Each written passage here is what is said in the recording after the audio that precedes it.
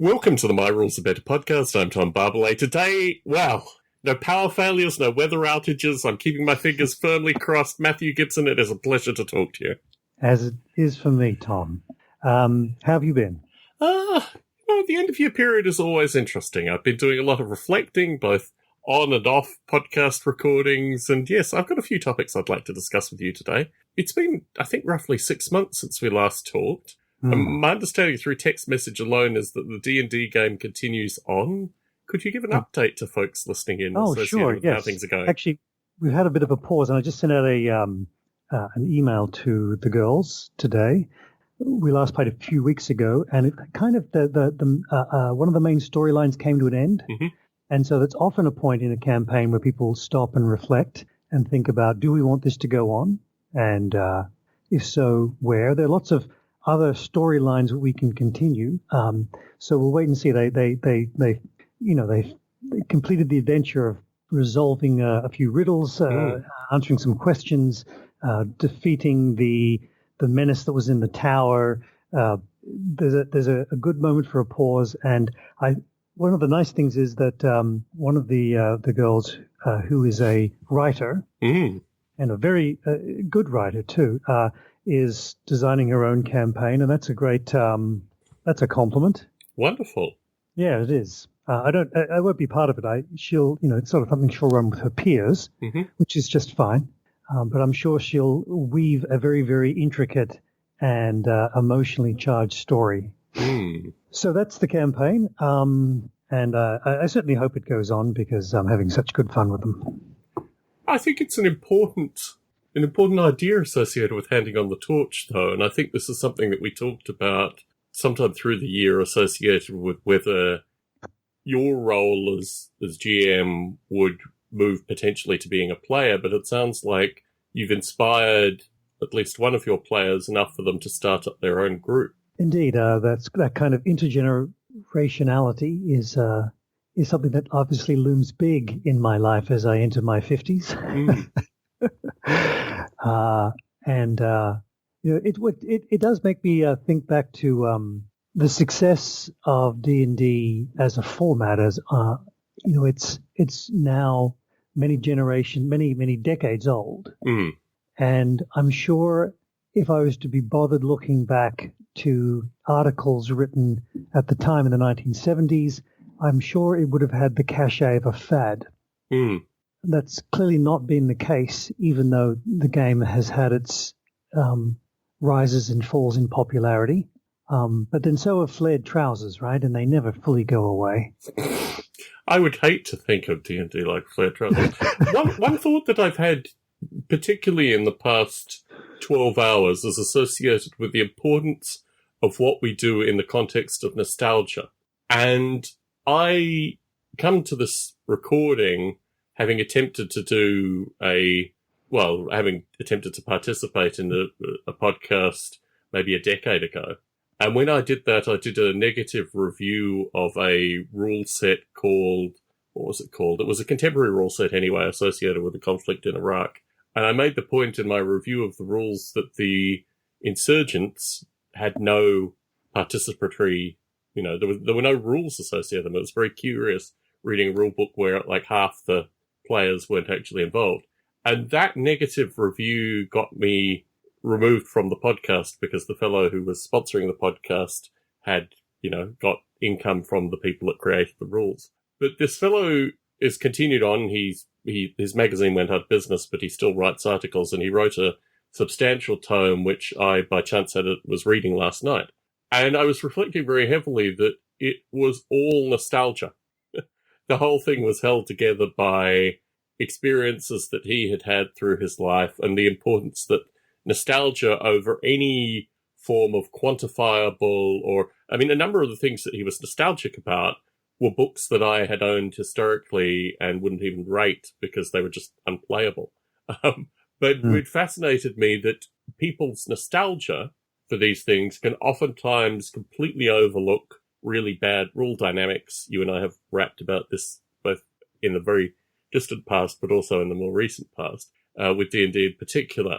And what I find fascinating is thinking of nostalgia, not necessarily in isolation, but as a means of apologizing, perhaps, for some of the things which are not necessarily ideal. And I think with regards to D&D in particular, and you, through our conversations in this podcast, identified the social aspect, the role that food plays, the role that setting is really important, that this is something that's completely removed from, workaday and other things. And I think the nostalgic elements that D&D has been able to cultivate has been as important, if not even more important, than the underlying rule system and the underlying ideas, although the notion of freedom in it, particularly to play characters which are, in almost all cases, the complete antithesis of the people that are playing those characters, is something which I think is incredibly intellectually powerful. And also, to be early on in this field, I can't... Have we spoken since I went to the UK? I don't think we have. No, we haven't. So one of the things I found fascinating talking with Jackson in particular, because he and I went for a walk afterwards, was associated with these are gentlemen who imported D&D for the first time into the UK. Talk about a license to print money. But the physical papers, they were importing paper from America to the UK in order to sell this rule system. The ability to actually print the paper on location in the UK, it took maybe 5-6 years before TSR even came to that realization. So it was a huge amount of trees that actually came over with this stuff initially. But the setting through it, and in particular, their quizzing of what kind of player and what kind of GM I was absolutely fascinating to see these men kind of work through their own particular proclivities in what was, probably an hour at most social lunch plus, 10-15 minutes worth of walking following. But yeah, I think, what role do you think nostalgia plays with regards to D&D specifically? Well, it was certainly a motivator for me to get back into playing it with my son and his friends. I mean, my memories of having such a good time, right? I could have been wildly disappointed, but I wasn't. We've had a great time, and I think, as you said, the core part of what D&D is, the open-ended world, the storytelling components are there solidly and made for a great experience. Of course, for these 3 kids, there's no nostalgia, right? They don't remember my experiences. They don't have an awareness of the history of D&D or of role-playing games, and probably couldn't care less one way or the other about that. So there must be more than simply nostalgia at work to attract them into it and to hold their attention. But the role of nostalgia for me, obviously, is in part motivated to get it going. So we discussed this, I think, maybe last time we spoke, and my thought at that was that I put a great degree of gravitas on certain things, music, certain books, that my parents revered. Maybe I'm just a freak compared to normal children. But I think the nature of a parent showing a degree of passion and reverence for something has 2 possibilities, 2 diametrically opposed possibilities: children running, fleeing, or children actively observing. So my perspective is that your nostalgia associated with this thing shouldn't necessarily be discounted. I think what I found fascinating talking with you, which I tried to kind of extract from you in the recording, but it took a few interactions to occur, was this notion that you had an idea of a very definitive idea of how the game was supposed to be played. And the notion that your son and his friends could construct a different idea of how this thing was to be played, in particular, not showing the reverence to certain things, which is very obvious, what things you love about this experience, I thought was absolutely fascinating at the time. And I think you try to remove yourself from this experience, but I think you are so critical to it. And what fascinates me through this is the notion of what to the next generation of, or what to the 3rd generation of these game players look like. To use a term like religion, people say, oh, sport is like religion or television, but the way in which you have a very definitive and cultivated view associated with how this thing should be done, the rituals around how this thing should be done, and passing this on to another generation, you can't deny that. No, I wouldn't. No, you're right. Those are certainly things that I mean, you'd have to interview my son at some point to get his perspective and on how much on what I brought to, or what he sensed from me in talking about it. Right.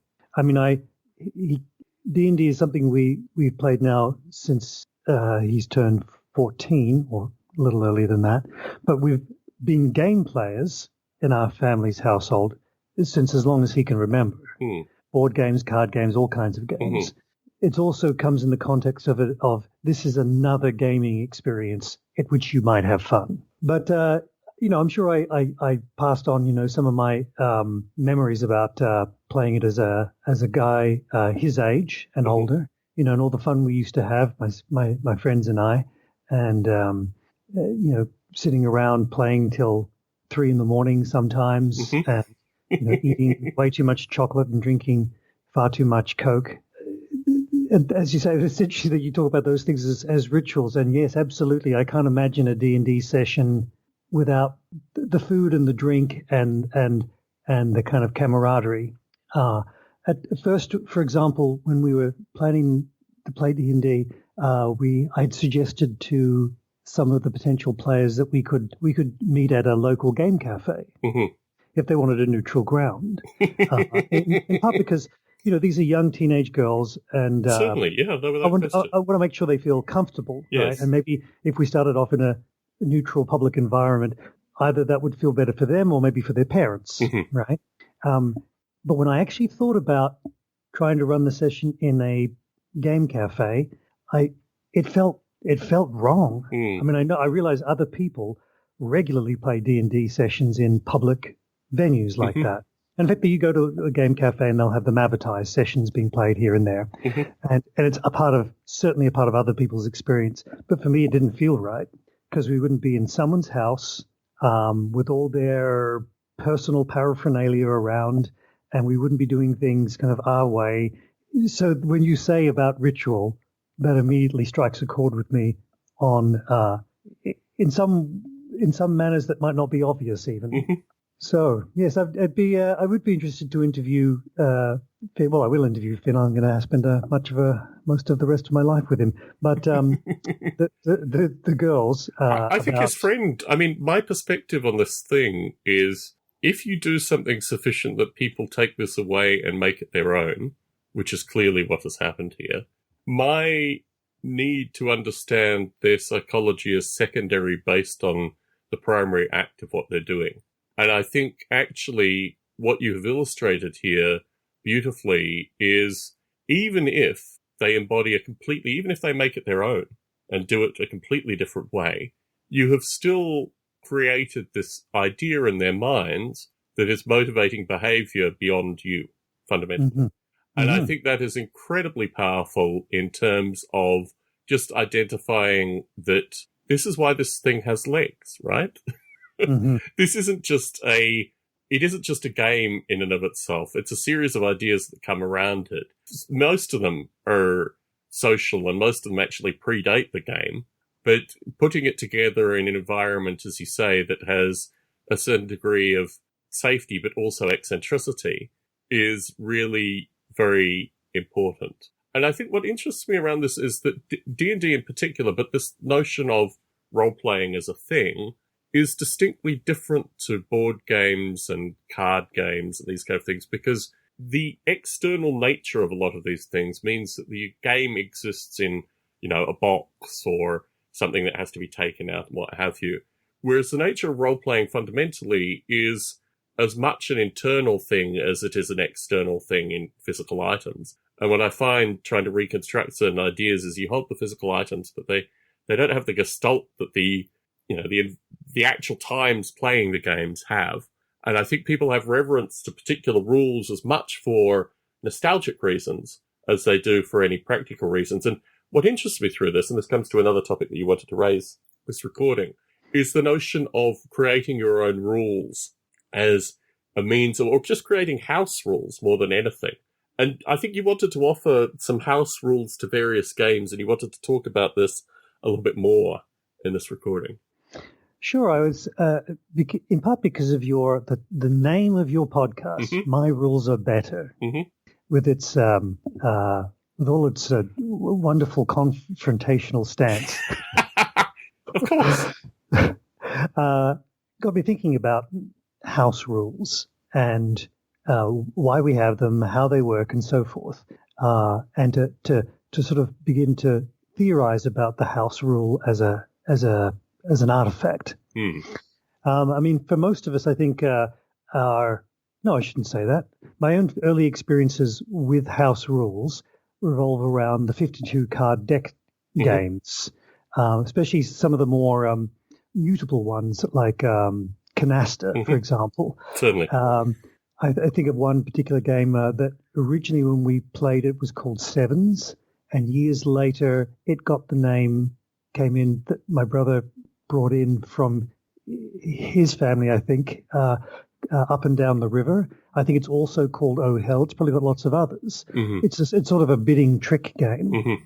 Then you've got these games where if you've ever sort of gone round to someone's house, maybe you didn't know them before, and they say, "Well, let's play a game of cards," and they pull out and you decide to play a game everybody knows, but suddenly there's these house rules that they start playing in a way you don't recognize, and it's like, well, what are you doing?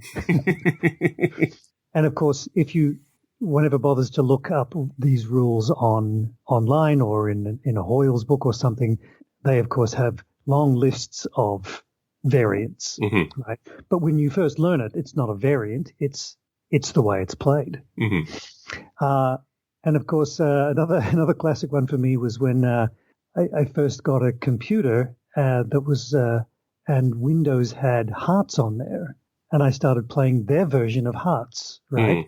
And I was dumbfounded at some of the rules that they had, right? And what's interesting, of course, the game doesn't come with any variants you can pull down, and there's a funny sort of emotional response there that Windows is doing it wrong, right, which isn't very fair at all. And house rules can can cause that sort of social friction sometimes when people don't agree on how a game should be played, even though there isn't actually a standard version.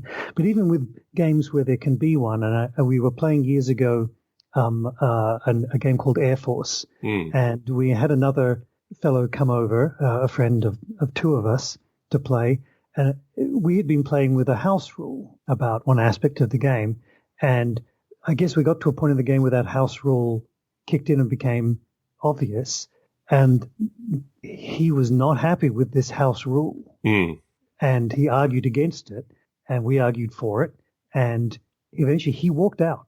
He was having none of it, and which was, not a great situation, right? We didn't have fun. We were playing a game and we didn't have fun. So in the end, the house rule scenario, the idea of having one, failed us as a gaming experience. Yes. And it was interesting when I was bothering to look up a few things. I came across this interesting quote just on some thread in a forum about house rules for Monopoly. And just to quote the person in the thread, the original text was, "It seems likely that I may be involved in a game of Monopoly soon. I'm not a big fan of Monopoly for a number of reasons, one of which is that partway through the game, someone will reveal that they assumed we were playing with a house rule that no one else has heard of." And that kind of more succinctly summarizes some of the things I was trying to say. Just this idea that everyone comes to these things with so many different house rules, and they can cause friction. Right? Have you ever had a formality associated with house rules? I mean, it could just be the nature of the eccentrics that I entertain, but Monopoly in particular, when we went and stayed at a particular beach house, there was an addendum to the rules, which was a very neatly written out set of additional rules that I think might have even changed over the 8 years that we went to the beach house as people added and took away. But in part of the agreement of playing the Monopoly was that you would pick up these house rules. I remember after someone had obviously stayed there over winter and injected some rule that absolutely stank. I can't remember what it was. It was something associated with large amounts of money moving around. And we, for the first time ever, actually crossed that rule off the list. And I remember thinking of this as a formality that where you have house rules, particularly associated with Monopoly, and you have people that come in because this was a beach house that was used by multiple families, so the potential for other people staying there and having their own house rules. There would be an agreement that you would read the addendum, and hopefully already knew the original rules as well, and would come to some agreement as the introduction. But as you say, the nature of fights associated with house rules are pretty splendid. I mean, they've been, I'm not sure if you're familiar with The Sopranos, but they've been, characterized as The Sopranos, and they do come up periodically in popular culture as well, that house rules can cause, ridiculous family friction, people coming to blows, all kinds of stupidity. Do you think the formality of actually writing down the house rules goes against the phenomena of house rules, or are you comfortable with that idea? No, I think I'm comfortable with that. It's, especially if you've got if they're complicated. Sometimes some house rules, and one of the things I was going to talk about, what makes a good house rule, sometimes they're an attempt to simplify things, streamline them, but not always. Sometimes they're an effort to complicate things because people feel a game it doesn't sufficiently explore a concept.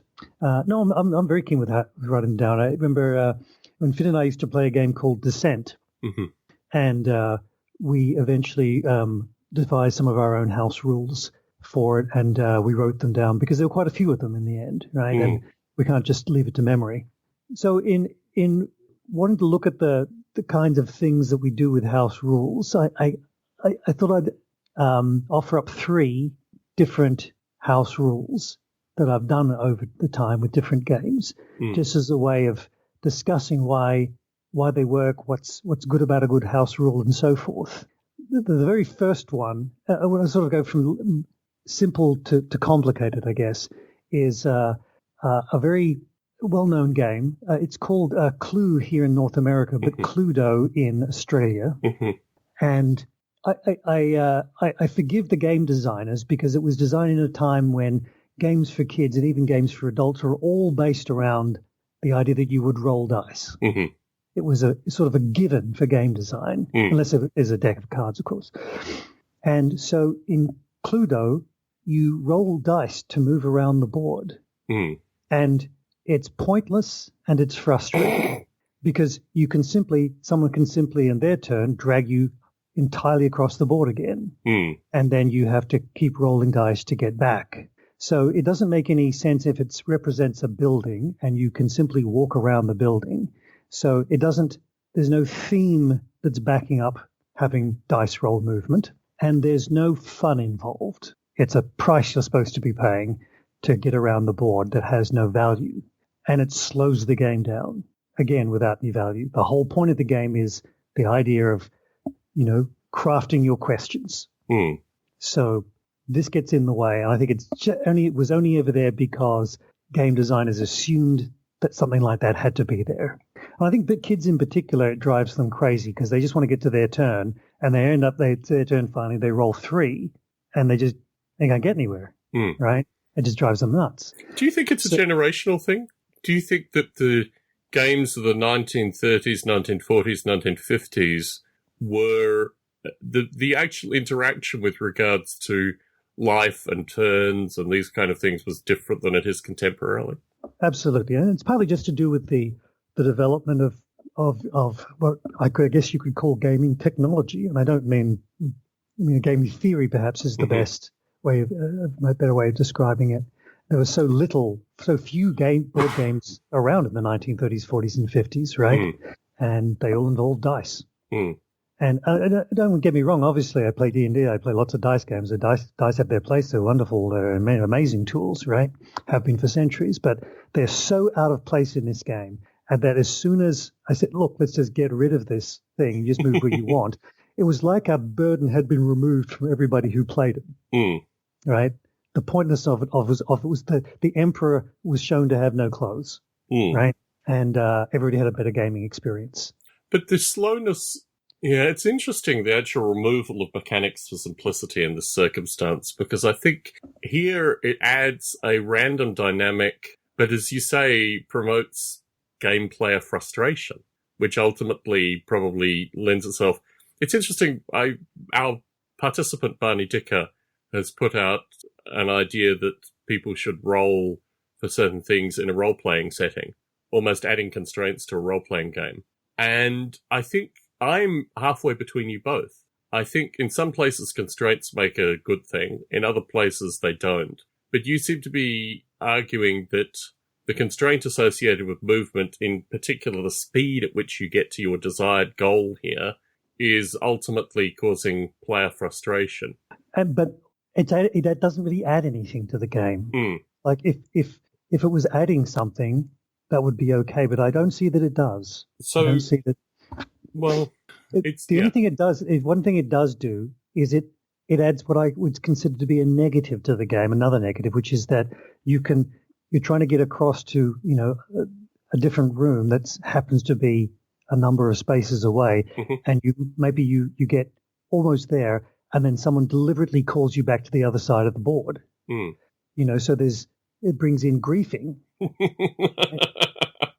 And I remember that when we played it as kids would do that, and it was just like, and I don't really feel that actually adds to the game. Okay. And giving kids the opportunity to be mean to one another is not something. I don't think that's a good quality in a family game. So that's interesting. It's interesting. Okay, let's leave that on the table because you have two more. Next one, I'm going to stick with popular games. So everyone knows the reference points. Next one is like Settlers of Catan, which is a game which has lots of great mechanics. It's got a terrific trading system, second only to Advanced Civilization, if you ever haven't played that board game. And it's very intuitive. There's lots of good qualities to it. It can get very lopsided with dice rolling. Now, I would never suggest taking dice rolling out of the game, but, the dice, random number generation, it can be a harsh mistress. And I find it particularly when you get to 5 and 6 players, in part because I think once you get to the 5 and 6 player, especially 6-player combination, the number of juicy spots is limited, and people tend to have even more places on the board that give very, very minimal resources. So we brought in a system whereby on any turn when the dice are rolled, a 7 doesn't come up because no one gets resources on a 7, of course, and you don't get anything. You get a token, and you can exchange these tokens for a resource of your choice in a ratio equal to your number of current victory points. And everyone starts the game with 2 victory points. So at the start of the game, I'm sure if you've ever played it, you sat there watching your numbers not come up, not come up, not come up, not come up, not come up, turn after turn, as other people begin to build and build and build. And it's a game where it has a sort of a snowballing effect, right? So in each of those occasions, at least, you would have got one of these tokens. In fact, in a 6-player game, if no one rolled your numbers right around to your turn, you've got 5 tokens in front of you, which you can exchange for 2 resources of any kind. Early on, it has a nice influence of kind of evening out and severe imbalances in luck. And later on in the game, it becomes irrelevant because as you get to 6 and 7 victory points, the exchange rate is so high that you rarely end up using it. So it has that kind of mathematical elegance. Maybe that's the wrong term. So that one's been a popular one when I brought it out. Other people, I'm sure, may be pulling their hair out right now as they're listening, feeling that it's undermining a core principle of the game. And fair enough, absolutely. And that gets, and I'll go back and speak to that again later. The third one, to go up again in a level of complexity and to deal with something that's so often talked about in this podcast is in D&D. And for me, that's the magic system. In particular, the way that wizards have to choose a spell when they rest, to pick which spells they're going to have memorized, and then those are set until they next rest again. And that was something that we abandoned very early on in D&D.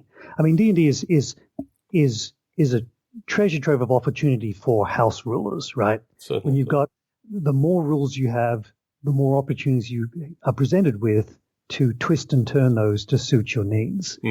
And sometimes those are very small changes. This is obviously a much bigger change. And we've never gone back. We've never used the original D&D spell system. And I don't know many people that I've met who do. It's one of I find the most common things that is house ruled out of existence is that memorization of spells, in part because it never fit with any magic system or concept of magic I knew from literature, movies, my own brain, right? It didn't work for me.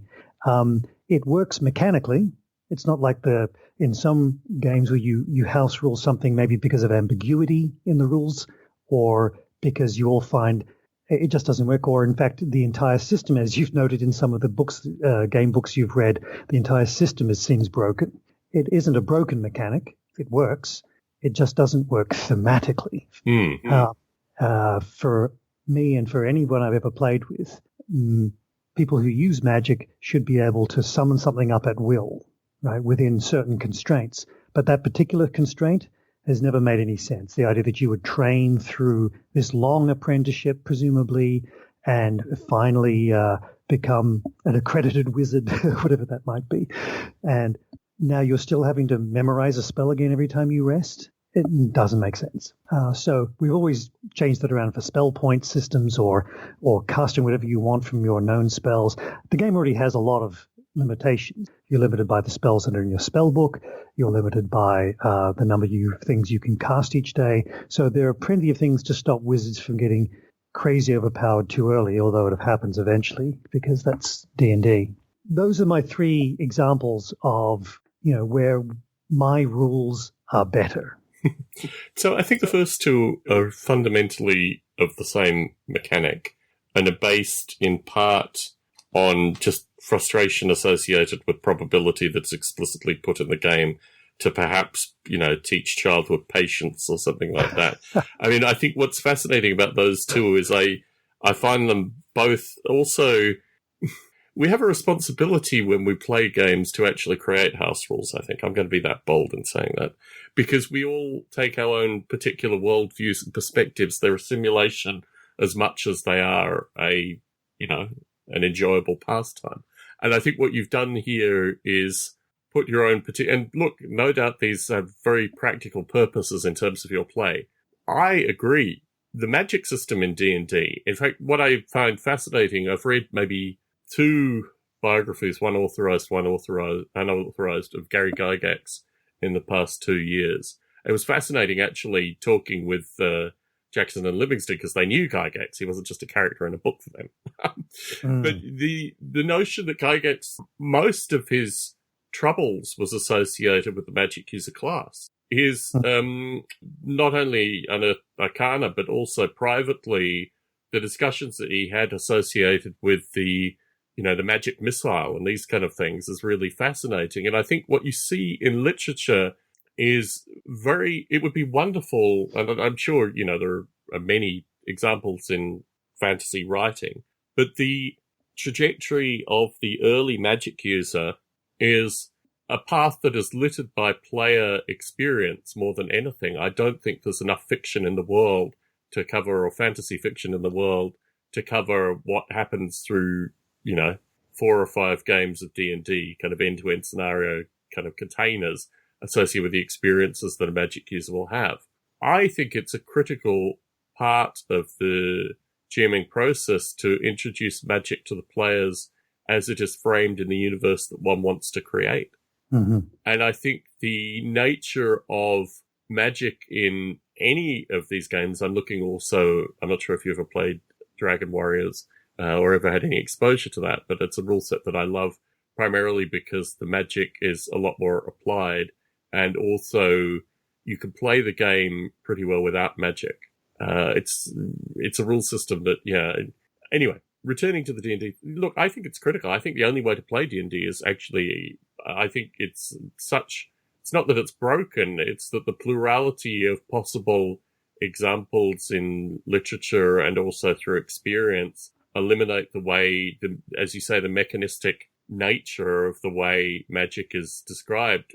It's interesting that as you note, I've never encountered anyone who played it by the rules. I did have one player in the work game who had historically played it that way.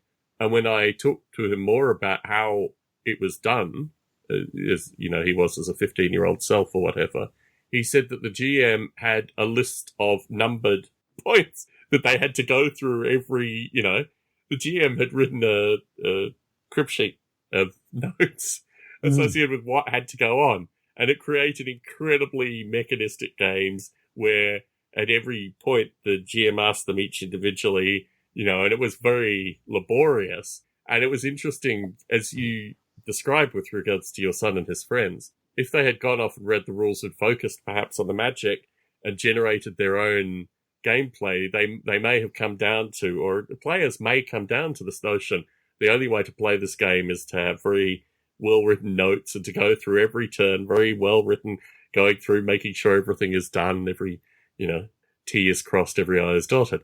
So of the three, the magic system in D&D, I think, is a beautiful example that everyone has to change, right? It's just unplayable. But what is beautiful as well is that I think it's so unplayable that the people that actively talk about it tend to be the people that have really studied the rules. I think the beauty of a rule system, particularly like D&D, is as much that house rules are formed just by misreading as anything, right? The GM, the 12, 15-year-old GM reads through the GM's guide, misses a whole bunch of rules, and then creates whatever happens, right? So I think that is beautiful. The nature of Gygax as a person and the way in which this whole thing is framed within Gygax's own experience and the religious nature of people that had actually met Gygax and met him on location is in Wisconsin versus meeting him at some convention and all these other layers is a thing in and of itself. But D&D magic is a beautiful example of house rules. The mechanics things that you've done, the shortening, may just be associated with your particular worldview kind of mapping out onto these things. And this is why I love Monopoly house rules, because you can see someone's politics and vision through the Monopoly house rules that they adopt. And, it's very interesting to look at house rules as means of, just kind of character, external character as well. But no, I think these are very interesting examples. The notion of magic and the way in which it defines a fantasy world is such a critical thing. And when you start with your son's players, when you started this game, how much explicitly did you have to talk about the way in which you were going to play magic, and how much was it actually introduced to them through play? I don't think none of them were particularly interested in the rules of D&D. They knew there were some. They saw the big books. They liked the idea of building a character. And as you know, if you can remember back when you first see D&D, you see its potential, not its limitations. You open the book and there's all these... The smell. Yeah, that too, yes, absolutely, of those initial books. Yes, I remember it fondly. Now when, of course, I look at D&D, I often see limitations. And in some ways, it's a sad thing, right? That I've gotten past the glow of it. But I remember, and I can see it in them, that when they look at the books, they just see all these opportunities. Possibilities, yes. Absolutely. So that's, and I don't think they were interested, none of them, in being rules merchants. They simply trusted that I knew what was going on. I would create a good experience. And I guess that must have been the case because they keep coming back. So they're not at all concerned about rules merchanting anything. In fact, I have to encourage them to pick up the book and look at some things. They'll simply say, how does this spell work? Say, well, have a look in the player's handbook. All, digital phone these days, you simply type in your spell and it brings it up for you, right? Yes. Which is great because they're more interested in just the social experience, the storyline, and making the choices that they make and expressing their character rather than any rules, right? And they're not fussed by rules. They don't feel held down by them. And one of the things I think that's I have always liked about role playing games is how few rules there really are. Exactly. If I just to show the core rule booklets to someone not in the gaming world at all, they would go, "Oh my lord, look at all the rules." But actually, when you're in it, there are, you might even say, too few.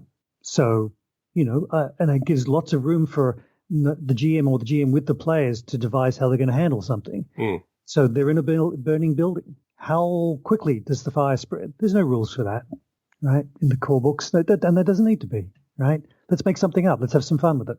And so you can make up a few rules on how the fire will spread through the building. And it doesn't have to match. You don't need to be someone trained in thermodynamics to work it out. You can just have something that seems like it's going to be fun and create a sense of adventure. Go for it. And famously, I think also in D&D, even in combat, which is a lot of rules are devoted to, they don't really ever have had a decent system for grappling. You can't really do a barroom brawl properly in D&D without a bunch of really juicy house rules. and you know what? At some points I thought, gee, that's a bit of a disappointment. And in other times I'm thinking, that's fantastic that exists that way, especially if you've got the right crowd. Because when I think about what calls for a house rule, sometimes it can be ambiguity in a written rule system. People don't kind of work out what does the text mean, and you have to resolve it with a house rule. That's fine. Sometimes the game has mechanical problems. Sometimes it's got thematic issues, like with the D&D magic system. Mm-hmm. Not all of it, but parts of it. And sometimes there's simply a great big glaring hole that you feel you need to fill. And these are all good opportunities for generating house rules. And when I think about what I love about a house rule is that moment when everyone looks around each other at the table and you've got it. You've got the thing that's going to relieve the tension and improve the gaming experience. And everybody simply nods. And as they realize, this thing we were doing before was not working for any of us. And this thing we're about to do is going to work for us, which is why, it's not really so much necessary that my rules are better, but our rules are better. And they're better for us, right?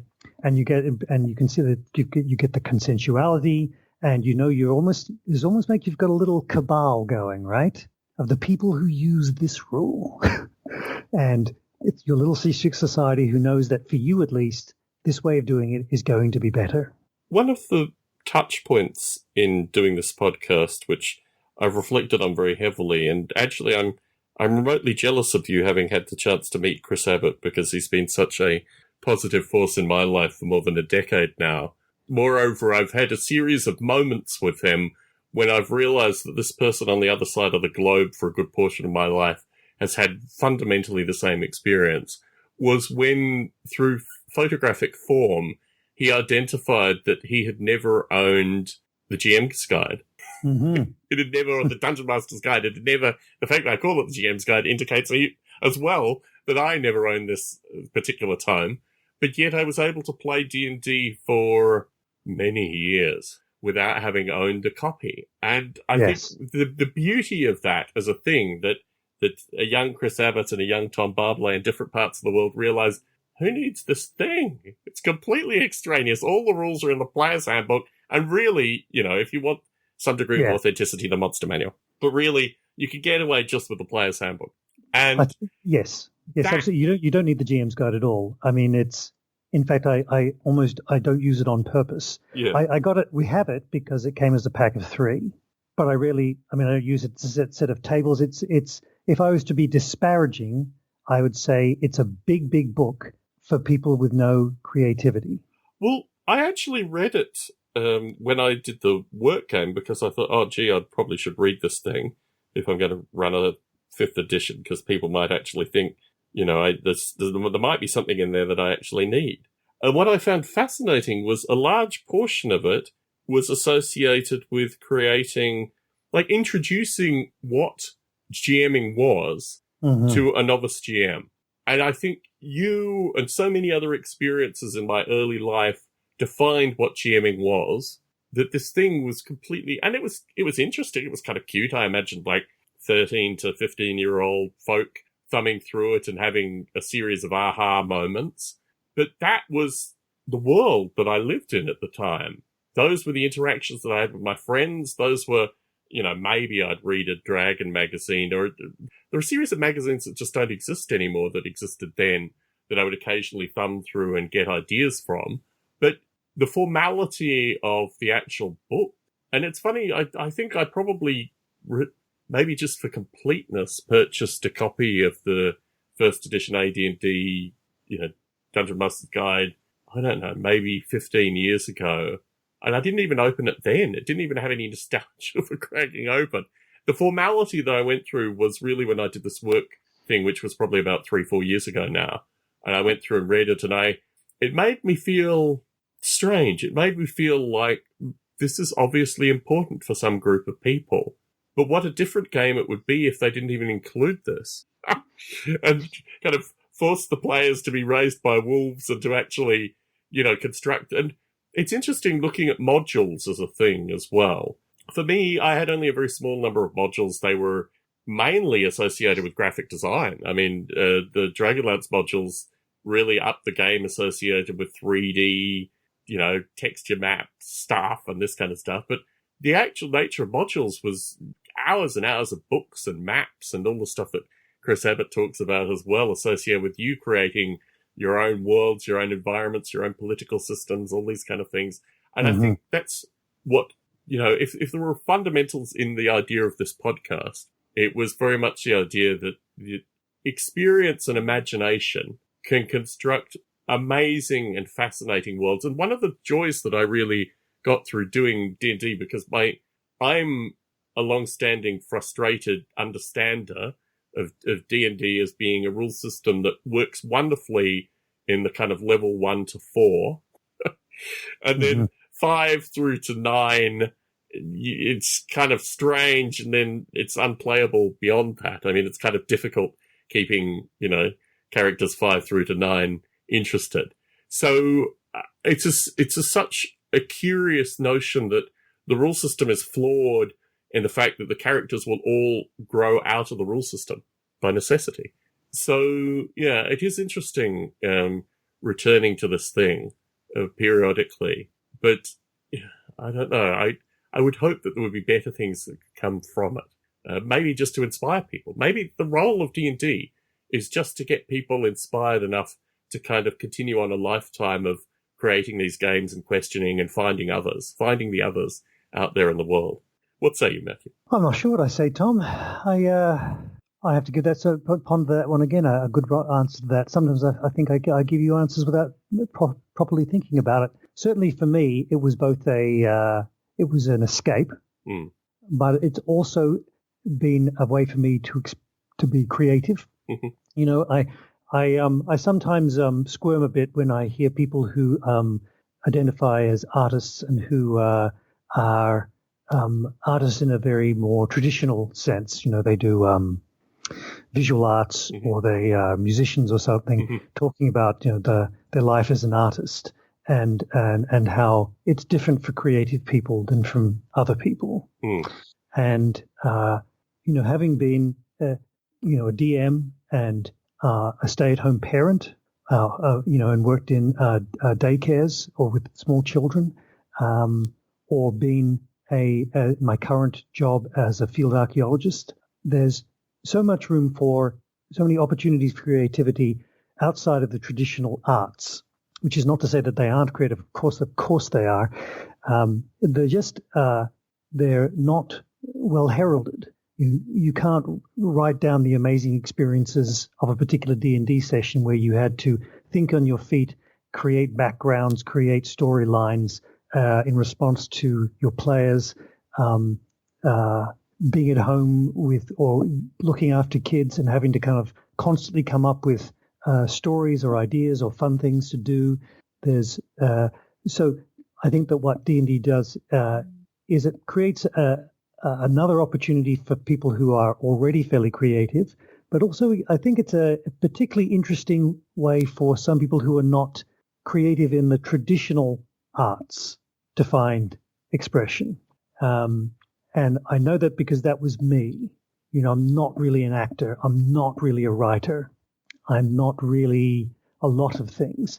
I certainly can't sing. I can't play an instrument with any that you'd want to listen to. But I'm a decent GM, and I can write a good story concept and then embellish it on the fly with the players, responding, listening very carefully to what they're enjoying and what they're looking for, and responding as we go, and not having to pause play while I think of anything. So, and I know that's been the case for other people who have been GMs, and I know that the same thing is true for players. They get presented with the opportunities that I throw at them, and they come up with solutions. They come up with they dig deep, and they can try and find a little bit of a character response that isn't their response. So that's, I think, one of the pleasures of D&D is giving those moments for people to be creative, perhaps who aren't able to in some of the traditional ways. I don't want to try and value one over the other. I think the ability to present coherence out of potentially cognitive chaos is really a very interesting and important skill for the games master to have. Mm-hmm. And I think of it very much associated with traditional storytelling in large part. I love the notion of catharsis, which I think is part of traditional episodic storytelling. And the ability to plan, it's interesting because when I was a boy, a lot of this was planned in maps, hours and hours and hours drawing maps. Mm-hmm. And when I did it at work, particularly for the D&D campaign, it was almost like blobs with lines between them. Here was the main event, here was the linking part. There was going to be a certain amount of walking. There was a probability of orcs, always a probability of orcs. But these were the things that would create it. And the story around that was more associated with what point of resolution would I like the characters to have by this point? What kind of problem solving would I like them to have? How do I want to challenge each of them differently through this thing? And part of it was the notion of, I realized very early on, because it was a relatively fixed amount of time, I was dealing with about maybe 3 hours, 4 hours if I was lucky, that they would probably never be at a position that I'd want them to be at by the time this thing would conclude. And moreover, that they could make choices through that would take them off established maps that I had. The decisions that they would make weren't procedurally confined in a way where I could even guarantee that they would come to a point of resolution that I had previously thought about. And it's interesting, actually, the change of my mind. One of the things I loved was the retention of numbers. It's one of the things that, unfortunately, doesn't exist in my professional life.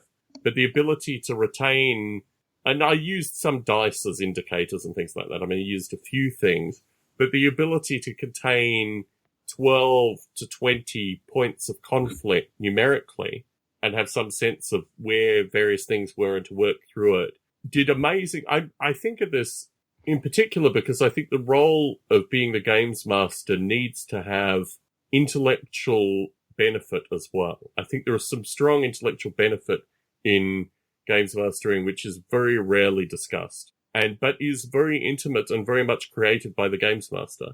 And certainly for this game, the work game, it was a lot about remembering parts of my youthful brain that hadn't been worked on for 30 odd years. And part of that was associated with the numbers component. Part of it was associated with just surprising the players in really, a small number of surprises over any given game session. And I think a lot of you talk about the traditional arts, which I think is fascinating, because a lot of what I think of as kind of campfire early human narrative is lost in traditional day-to-day life. And what I found really fascinating through my early interaction with you was that clearly you got that. It's interesting when you banned the N-word on this particular podcast, because I so heavily associate, perhaps there's a corporate N-word here associated with just rubbing over rough edges in games, and they're like, yes, and it's got this. Whereas actually, what you talk about with regards to stories and story arcs and all these kind of things is what I would use the N-word as meaning here. And actually, I found so critical in my early interaction with you, and appears to have continued on. But it's interesting that you see this kind of corporatist use of the N-word as a means of just, creating something soft and fluffy. But actually, through that, there's an importance you give to this, which is so central to the way in which you play, that you don't want it to be, I don't know what the term would be, like taken over and used in a negative light. So yeah, part of the year's trajectory has been some elimination of the use of the N-word in this podcast, because I think you've kind of challenged me to not use a cliche and perhaps to dig a little bit deeper, but also to appreciate that a lot of this is implicit in terms of our general gameplay and interaction. Is that making any sense? Am I just Sure. rambling? Oh, well, a bit of both. Okay, very good. Yes, the N-word has been co-opted, I feel, and I see it also that, there buzzwords, of course, belong in every aspect of life, and in gaming, the N-word is a bit of a buzzword these days, as along with the word asymmetric. If you ever see any board game Kickstarters, you better make sure you tell people that your game is asymmetric, or you won't get it backed as well. So yeah, I mean, I love the storytelling aspect of D&D, especially its cooperative nature.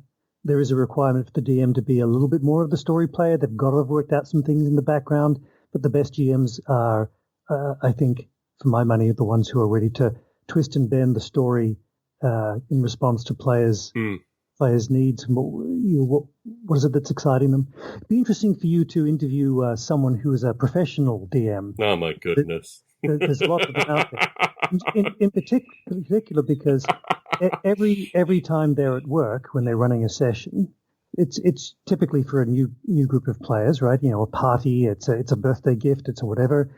Sometimes they're going to be young. Sometimes they're going to be older, and they have to do it on a nightly basis, and they don't even know these people.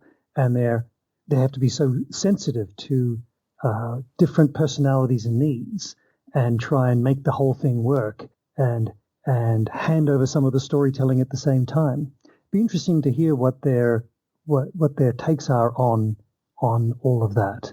Well, I mean, thankfully, because of the nature of their professions, many of them have YouTube channels where they talk about this pretty ad nauseum.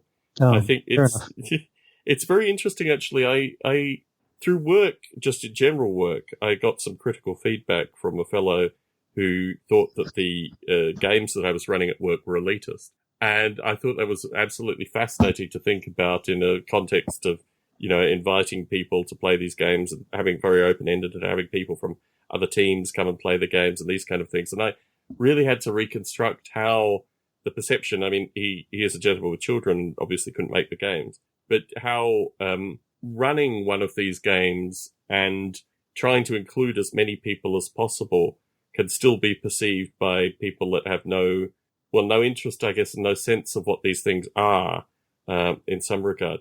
The nature of the professional GM is something that I find fascinating, because certainly early on, particularly co-workers that attended just a couple of these things would occasionally forward me these professional GMs. And maybe also people do watch the professional GMs' YouTube channels and get a sense of their D&D experience needs to be framed by people that follow the particular views or beliefs of the professional GMs. I find the whole thing very, very curious. It's interesting that you mention it because my viewing of them, and particularly passively when I find myself, being recommended their channels and I watch a few minutes and then realize, it's one of these professional GMs. The nature of doing this and the kinds of audiences that they deal with are very interesting. I periodically use social media, get these Facebook ads of fly to Scotland, stay in a castle for 5 days and be GM'd by, it's this American dude. And it always strikes me. And the other thing that they do, which you might have missed in your viewing of this phenomena, is they will include some actor from Star Trek, usually a female actor, or Buffy the Vampire Slayer, or all these other things. So it's like, go and play D&D in Scotland with these, whatever you call them, list celebrities, and and this ordained GM. I can't think of any experience of my life. It sounds like hell on earth to me. But obviously people are paying money for it. I mean, obviously there's an industry surrounding this. And locally, well, not locally anymore, when I used to live in Las Vegas, there was a group in Utah that met in the forests of Utah, and they did, 10 years of this thing in this place that they called Valhalla. And it was elite get-together of who's who in, YouTube, wargaming, role-playing game circles. It all struck me as very curious. The whole nature of professional D&D as a thing, I find very, very strange. It was funny when I went to Fighting Fantasy Fest, because at a much smaller scale, the same is true even of fighting fantasy books, that there are people that have these ordained fighting fantasy getaways. I mean, obviously much smaller, much lower key, and I don't know, maybe someone who played a Dalek on Doctor Who 30 years ago might be the celebrity that you're playing with. But, it is very strange, this whole phenomena of, and I think, if anything were to go against this podcast in its entirety, it's the notion of an ordained GM who works professionally. I'm sure it's fascinating. I'm sure there's all kinds of curious reality TV moments where, they turn up and they're GMing for, a bunch of glazing executives or things like that. Just like company retreats gone wrong kind of experience. But that is so antithetical to anything that I would want to do. And I would recommend, if anyone is interested, please spend good quantities of time on YouTube with these people. It's one of the things that fascinated me, actually, with the Jackson Livingston experience, was you could tell in their questioning the many different phylums of GMs that existed in their own minds, and how they have actually phylomated this thing to an amazing level. It was like almost a good cop, bad cop job interview gone crazy. Associated with their selective questioning. It could also be in my jet lag mind that I'm overemphasizing that in the experience, but I do remember talking a lot about not using game screens. I talked quite a bit about 3D printing, which genuinely fascinated them, that there aren't a good range of, you'd think with all the intellectual property, The Walking Dead et al., although there are Walking Dead games and there are Walking Dead miniatures, but it's actually really difficult to find, garden variety zombies these days if you're going to play a large zombie adventure. I've got a few bags of 3D printed zombies that my coworker printed up for me that I've got to cut off the sprues eventually.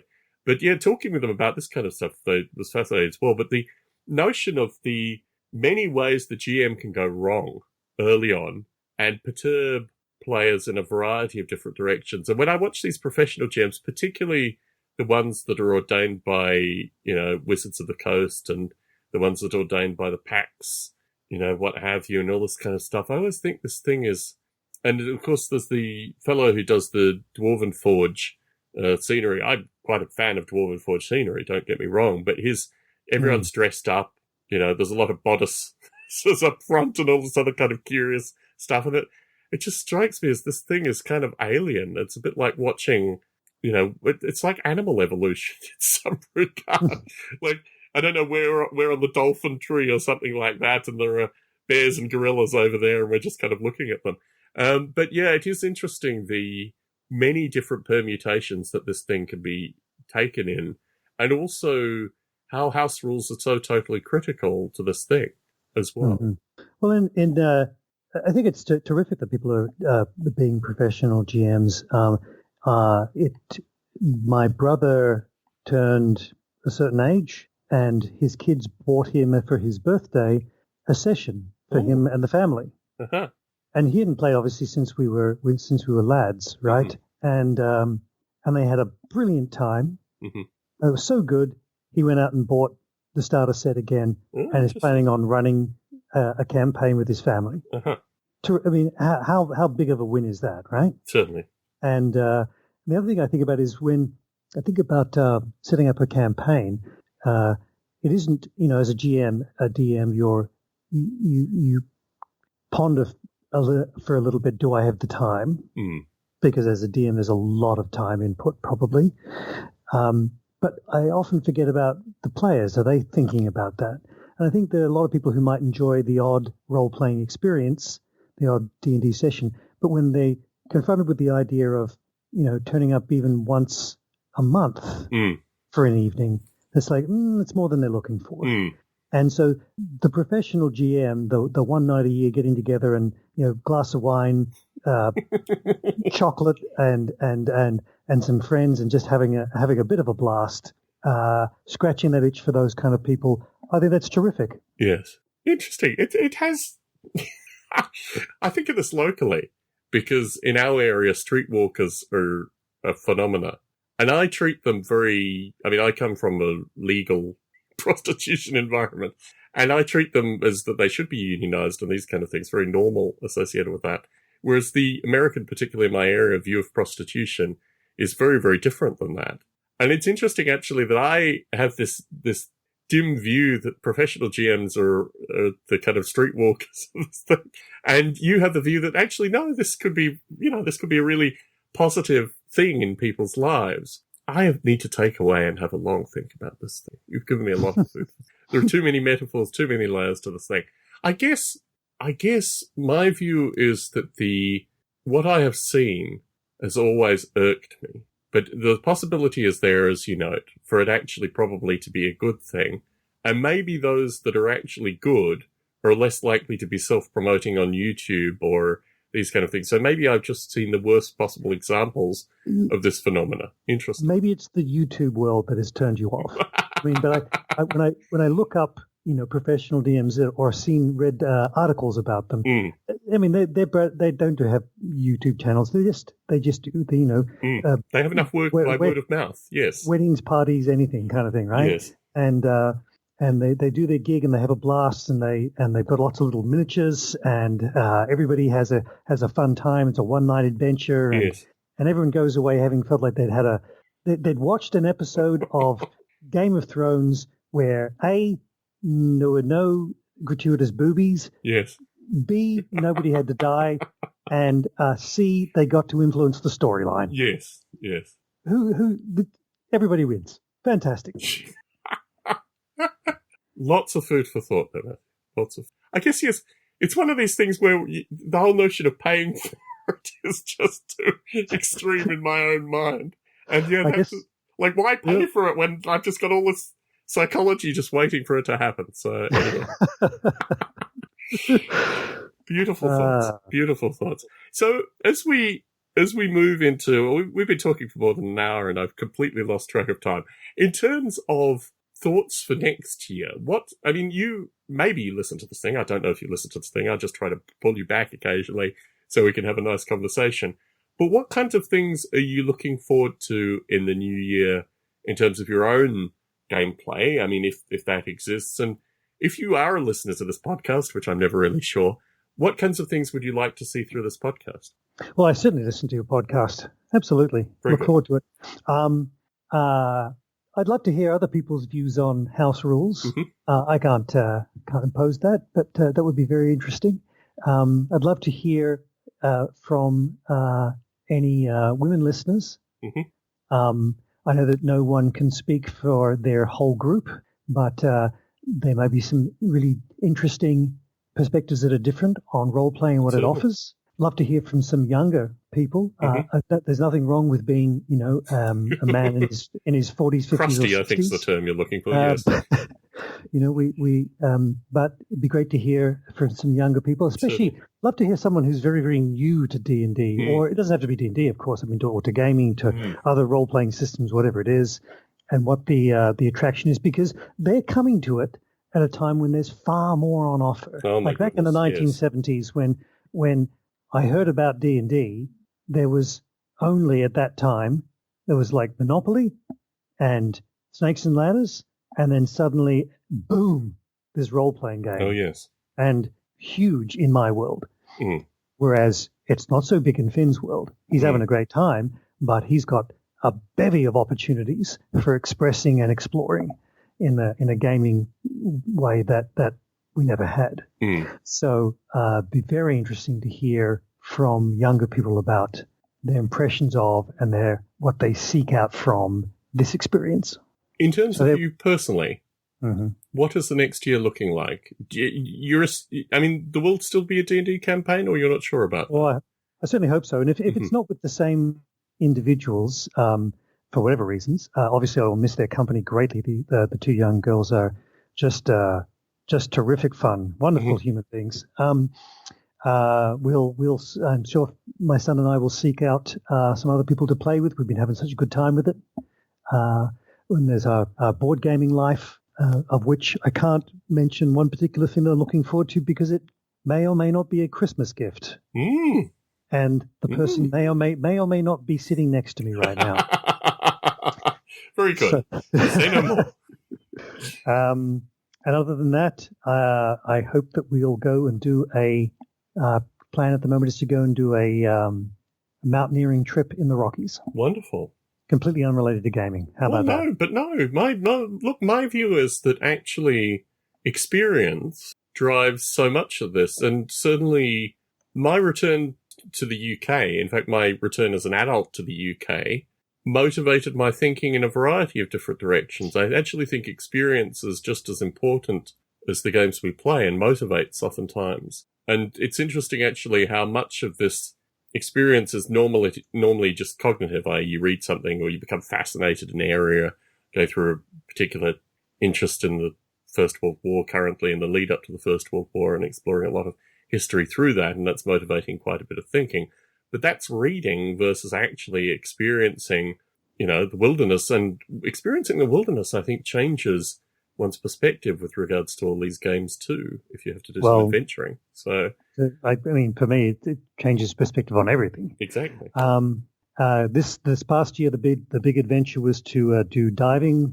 We got our diving certificates, open water, and did a bunch of dives, and that was great. We'd love to go back to the mountains, and so we'll probably do the. Even though I have a past in mountaineering, I used to have all the gear and led people on trips up mountains. I've forgotten it all. Right, it's been too long. So we'll probably go with the ACC, the Alpine Club of Canada, and go and do the general mountaineering camp that they've hosted since I think 1909, maybe 1904, something like that. And that'll be a great way to get us all back into the mountains. So that's the thing I'm looking for the coming year. Wonderful. Well, for me, the year is not yet over. No. I'm heading back to Australia. I'll be seeing Helen on at least 2 occasions. Going Lucky back to Adelaide for me, in particular, the very house where you and I used to talk and these kind of things is, Helen is just such a consistent character in my life and provides such wonderful conversations and such wonderful memories. So I will be seeing her. The game stores in Adelaide have changed a bit. I follow many of them through social media. The one that I really liked, which was, I think, called Military Strategy.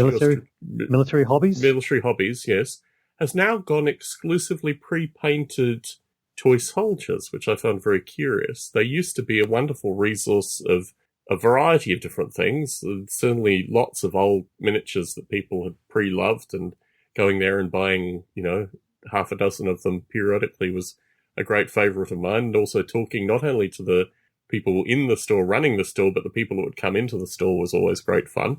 So that has changed. However, I've heard, there are a number of really good hobby stores in Adelaide, and I certainly went into them and asked them why they weren't stocking any of the local miniature manufacturers and all the usual instigatory things that I do when I go to hobby stores in Australia. So I think Adelaide for me is just such an emotion. It's an emotion. It's a series of smells. It is the summer. I convinced my wife, because she likes the coast, that we could go to Ordinga and I could sneak into Adelaide for a couple of days. So best of both worlds. But yes, that is coming up.